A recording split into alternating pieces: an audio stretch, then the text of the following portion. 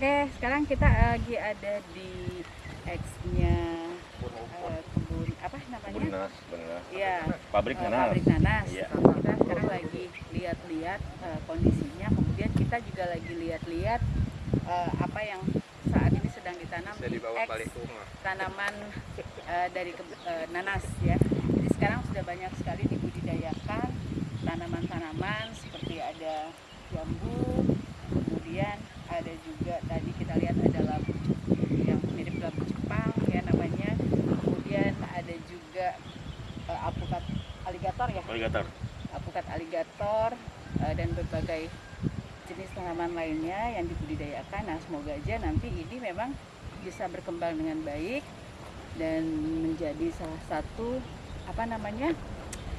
sentra ya, sentra penghasil buah-buahan. Dan rencananya juga di kawasan ini akan dijadikan agrowisata, jadi satu tempat wisata yang dipenuhi juga dengan edukasi pertanian tentunya. Jadi mantap ada di kawasan ini, insya Allah akan secepatnya jadi agrowisata dan masyarakat Kota Pontianak, Kalimantan Barat, budaya ya, kita bisa ke sini nanti melihat dan sekalian belajar bagaimana membudidayakan tanaman. Sip. Oh iya, ada jeruk. Jeruknya sama besar sekali buahnya. Sampai mencapai berapa kilo? Ada beberapa ini ya, berapa kilo gitu ya, besar, dan harga jualnya juga tinggi ya. Tinggi. Kemudian satu tadi yang lagi dikembangkan tanaman itu ya, tanaman apa namanya? Obat itu ya dari Jawa. Yang banyak fungsinya itu, yang buahnya seperti bengkuang.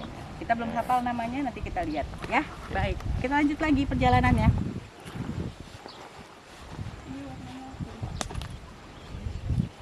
Apakah secara stek atau ditangkap, Pak? Ini sepertinya dicangkok nih Pak. Dicangkok ya? Dicangkok. Ini baru ada 2 pohon. Ada lagi di dalam. Iya. Ini sepertinya buah pertama. Yang pertama ya. Pupuknya apa? Oh, macam-macam.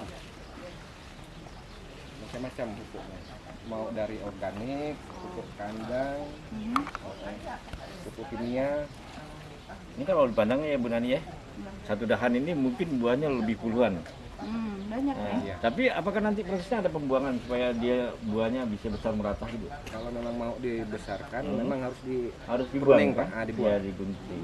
Dibuang Seperti buahnya. tanaman jeruk juga kan Iya. seperti itu. Kalau mau hasil yang maksimal. Betul. maksimal harus ada pembuangan. Betul Pak.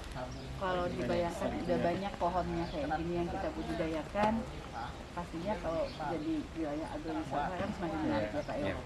Nah, banyak juga tanaman yang kalau saya lihat ini banyak tanaman yang kita belum pernah lihat. Ini langka nih, Nah, masuk langka masih kan gitu tanaman kecil. yang untuk kita kan masih langka. Heeh. Jadi kita masih berharap memang ini bisa dibudidayakan, kemudian dijadikan wisata, nggak khawatir. Ada lemon.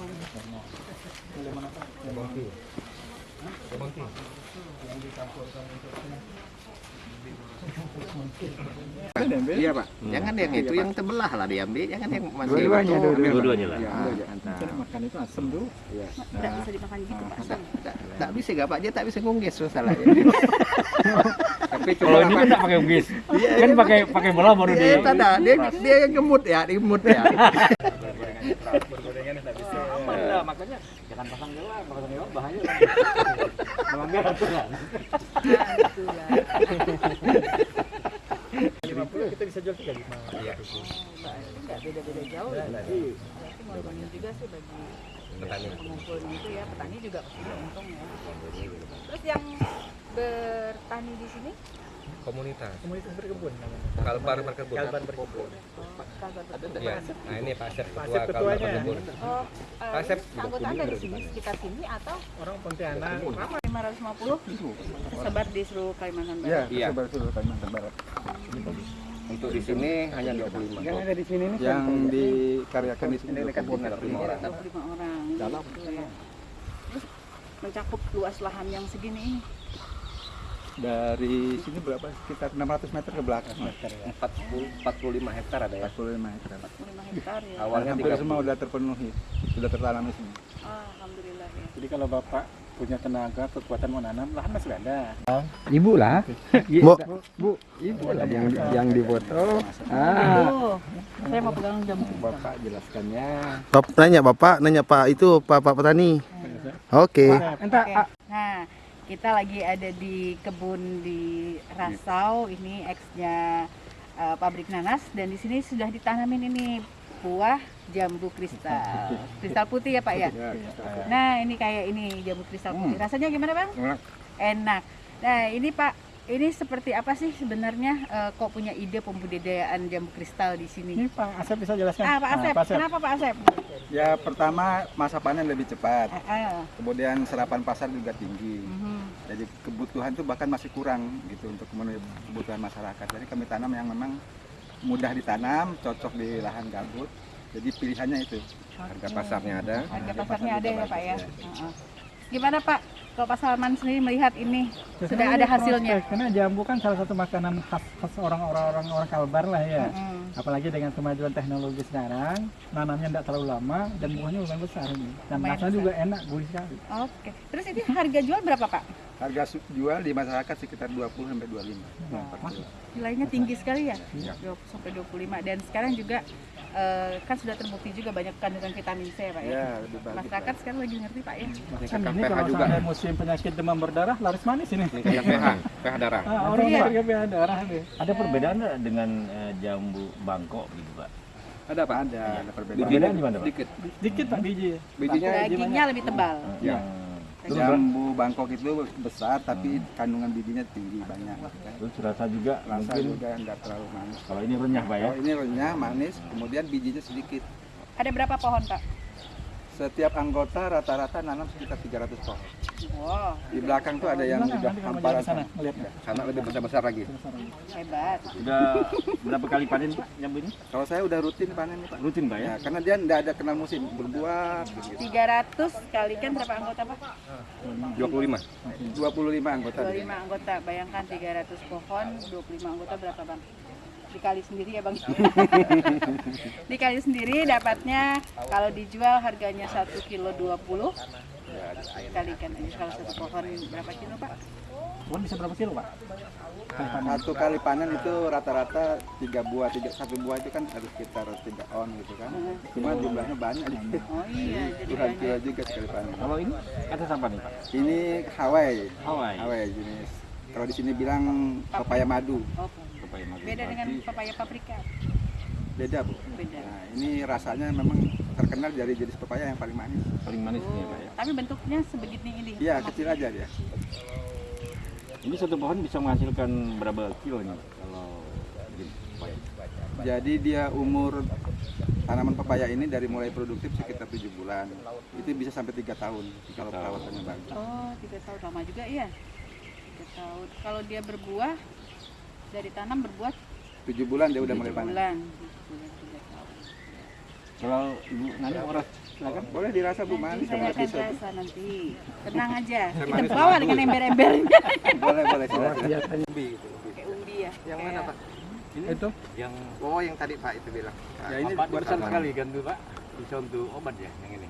Yang ini sebenarnya tanaman komoditas ekspor untuk bahan pangan yang rendah kalori. Oh, nah. Ya kalau dimakan langsung beracun, Mbak. Beracun. Saya Woi, Kita ada cicak sih. tapi dia berbuah. Ya itu kan ada dia. Akan lagi ya Pak yang. nggak betul. Tangkop jadi. Yang jelas tuh kalau di rumah wah senang Kalau anak. cangkok tuh sebenarnya Ini perawatannya tuh atau penanganannya lebih gimana sih? Untuk tanaman-tanaman jambu sih dan kalau ditanam di gambut bagusnya cangkok. Karena dia tidak ada akar pinjang. Nah, gambut ini kan banyak kandungan airnya nih. Kalau akarnya ke dalam dia bisa menumbuhkan akar. Kalau cangkok dia akarnya menyebar gitu kan. Serabut. Dan pohonnya tidak terlalu tinggi kalau cangkok Bu. Pak ya. Nah, dari kemungkinan lebih- tumbangnya nggak ada gitu. Kalau tinggi dia tumbang. Oh, ini juga lebih menarik karena pohonnya kecil, buahnya udah ada. Jatuh pakai motor. Ini sangat menarik, Bunani. Jambu kristal. Jambu kristal. Ya, jambu kristal putih. Kan berarti jambu kristal ini kan asalnya mungkin bibitnya dari perkawinan silang ya, kalau Ya, ya. dari perkawinan silang ya. Jambu batu, istilah orang Pontianak, Pontianak bilang jambu batu. jambu batu. Hmm? Dengan jambu Bangkok lah gitu kan, Ah, disilang-silang mungkin gitu ada kan, hasil kualitas keluar hasil yang bagus. Asal dari mana Pak bibitnya? Sementara kami kemarin ini ngambil dari Magelang, dari Jawa Tengah, karena memang ini belum ada kita di sini. Cuma sekarang sih kita udah bisa produksi di pabrik kita sendiri di kawasan ini udah bisa produksi. Sudah punya produksi bibit sendiri Ya, Pak ya. kita produksi. Yang hitam tuh yang Dari yang mudah ini kali ya Pak Ya, ya. yang sudah pernah Dicangkok buah baik. kita cangkok. Dari ini kan harusnya juga di pruning nih Bu, dibuang biar ada keluar cabang. Nah, daripada dibuang, dicangkok kan manfaat. Ada manfaatnya. Iya, di ini ya. Dimanfaatkan. Jarak karena memang ada pengaturan ya. Itu memang sengaja dibungkus Pak ya. Di kota itu lalat ngungsi. Padahal pohonnya masih kecil gitu Bu, ibarat dia masih Dan itu rendah kalau sekali. dibungkus begini aman, dia nggak diserang Bu. Tapi kalau ada air di situ nggak ngandung, itu nggak busuk Pak. Airnya biasa ini kantongnya biasa dilubangi, jadi dia keluar dari lubang-lubang. Nah, lihat.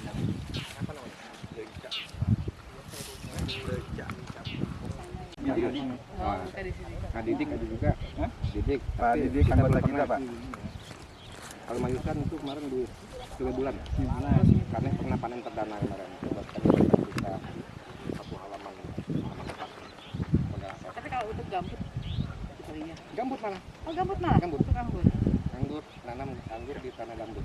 Kita ini semua Nggak kita pernah ini begini, nyiasati Pak. supaya Bisa manfaatkan gambut ya Pak ya. gambut karena memang lahannya Hijau aja. seperti ini, gitu kan.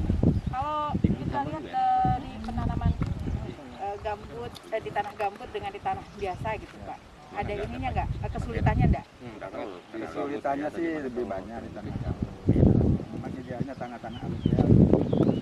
Cuman kita kan nggak bisa nyerah juga dari tanah. Kita cari varietas tanaman yang bisa adaptif dengan tanah. Kalau pengolahan tanahnya sendiri? Ya memang itu agak rumit kan, nggak bisa langsung dicangkul langsung tanam. Ini kan banyak akar pakis nih, kita harus bersihkan, kita buang tunggul-tunggulnya baru bisa kita olah. Pemikiran saya kan tanah gambut itu kan lembut, mungkin lebih gampang gitu ya cara itu ya. Tapi ternyata lebih rumit ya Pak. Kemudian kadar keasamannya yang tinggi itu kan nggak cocok juga kalau langsung Bangkok. Ya rasanya nggak berasa seperti agak pahar-pahar gitu aja. Tapi nggak bisa langsung dikonsumsi nih Pak ya? Ini sebenarnya sudah terlalu tua Pak. Udah dua. Untuk konsumsi yang dikonsumsi itu nggak sebesar-besar gini. Oh, yang masih Nah, hijau. yang kayak ini untuk orang Sunda biasanya ini langsung dimakan, dilalap. Kalau Iya. Oh, bukan yang tua ini Pak ya. Bukan. Nah itu yang agak masih hijau. ini bisa untuk bibitan Pak ya? Udah boleh buat jadi bibit Pak. Yang bisa tuh buat itu. Bibit di rumahnya. Baik gitu kan? Soalnya baru udah. Oke. Nah, kalau kita tadi udah jalan melihat berbagai macam tanaman di sana, ada jambu, ada juga tadi apa namanya Pak yang porang, kemudian ada juga alpukat ya, ada jeruk, lemon gitu kan. Nah, sekarang kita sampai pada kawasan tanaman melon. Di melon ini kayaknya sekarang udah pada berbuah ya Pak ya. Sudah berapa banyak ini Pak? Ini kurang lebih 6.000 pohon Bu. 6.000 pohon deh ya Pak ya. Sudah pernah panen belum? Ini tanaman perdana. Oh, tanaman perdana. Baik, kalau lihat dari tanaman perdananya aja hasilnya udah cukup Menyenangkan menyenangkan lah. ya. Adaptif Kemudian yang nanam pasti puas ya Pak ya hatinya ya. Nah, mudah-mudahan nanti hasilnya akan baik karena memang kalau kita lihat kan cuaca kita saat ini lagi kurang bersahabat, banyak apa hujan gitu Pak ya. Ini ada pengaruh nggak sih buat tanaman melon sendiri? Kalau sebenarnya pada tanaman ini kalau terlalu banyak hujan sih sebenarnya nggak bagus juga. Karena berarti terlalu banyak unsur N itu kan. Sementara tanah asam ini kan nggak bagus juga kalau terlalu banyak. Kalau banyak hujan kapurnya bisa larut berlarut. Oh, jadi memang ada ininya juga ya dampaknya. Makanya siasatnya kami kasih penutup ini. penutup tanah supaya tidak larut.